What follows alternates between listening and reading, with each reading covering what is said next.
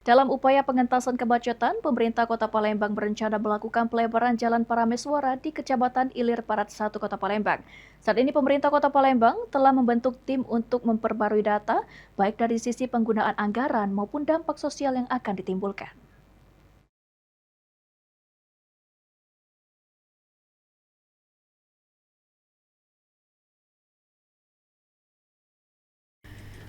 Pemerintah Kota Palembang lakukan percepatan rencana pelebaran jalan. Ditemui di rumah dinas pada Selasa 2 Juni, Wali Kota Palembang Ratu Dewa mengatakan, jika rencana tersebut merupakan usulan lama yang kembali disampaikan ke Gubernur Sumatera Selatan.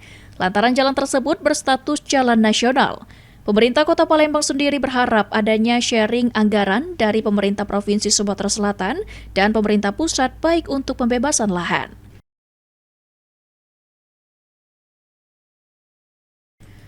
Saat ini pemerintah Kota Palembang telah membentuk tim bersama pemerintah provinsi dan juga BBPJN Sumatera Selatan untuk memperbarui data biaya pelebaran jalan dan dampak sosial bagi masyarakat yang terdampak pembebasan lahan, lantaran dari data sebelumnya ada sekitar 111 bangunan yang terdampak.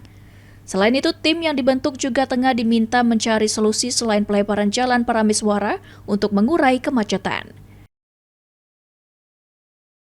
Kemarin saya sudah minta dengan tim yang diketuai oleh Pak Asisten 1 dan juga melibatkan dari pemerintah provinsi dan pihak jalan benar-benar diupdate kembali. Diupdate dalam arti dihitung betul kos yang harus keluar dan termasuk yang kena dampak sosialnya. Dampak sosialnya kalau kemarin lebih kurang di 111-an yang kena dampak, baik ruko, rumah penduduk, sarana ibadah dan lain sebagainya. Diinventarisir dulu.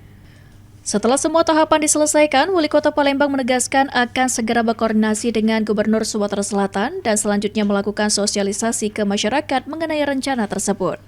Sandi Pratama, PAL TV.